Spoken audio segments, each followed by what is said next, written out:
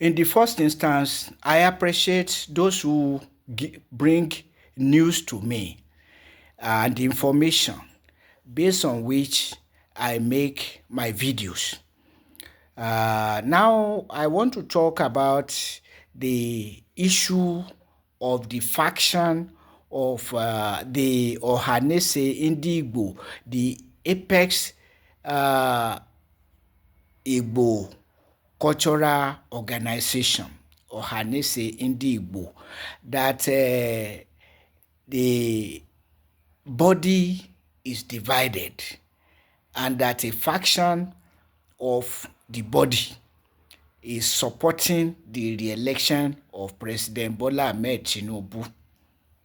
Let us remind ourselves about a similar development in 2023 when the Yoruba socio-cultural group, the Afenifere group, became balkanized by the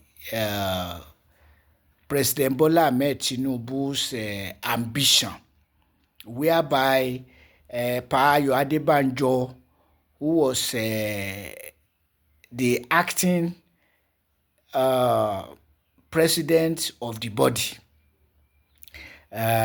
was countered by the retired president of the body, Pa Reuben Fasoranti, declaring support for the election of President Bola Ahmed Tinubu, while the faction of Pa Ayo Adebanjo, to which I belong, opposed his election, saying that we should let justice prevail, that the presidential position should go to the southeast. But when we talk of internal enemies, we have to know that this case is not about internal or external enemies, but a situation in which people are conditioned by immediate gain, immediate benefit. They cannot think beyond their whatever they are benefiting now without thinking of posterity and future. Otherwise, everybody has some internal enemies.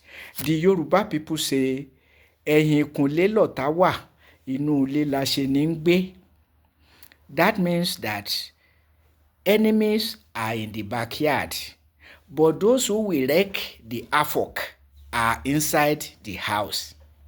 On another note, Jesus of Nazareth says that a prophet is not without honor except among his own people and in his own house. Look at that. So there's nothing extraordinary about Indigbo becoming fractured because of Peter Obi's presidential ambition. But we don't see it as Peter Obi's presidential ambition, but a providence that somebody is representing the Southeast that has not produced Nigeria's president since it started again in 1999, and that the presidency should be zoned to the Southeast for the purpose of justice and equity, without which there can be no genuine peace and progress. So those who are siding with the re-election of President Bola Ahmed Tinubu, as with that of Muhammadu Buhari, know why. Their personal ulterior motive. But Not that Tinubu has done something better for Nigeria or for common Nigerians. No. Those who think that insecurities have abated must know what it means to be financially insecure for workers, for business people, for artisans, and so on. Or to talk of physical insecurities.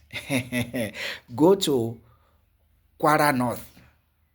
There's a place they call Babanla, or what they call the place, where armed bandits, a motorcycle, hundreds of motorcycle, bumped into a whole town and villages, cutting away people, killing people, including a police officer. Kwara is becoming like Niger State, which is a neighboring state to Kwara State. So these northern areas, is it Plateau you want to talk about, or Benue, or northeast or northwest? Insecurities, or Ondo State or Ogun State? Oh my God, or just everywhere insecurities.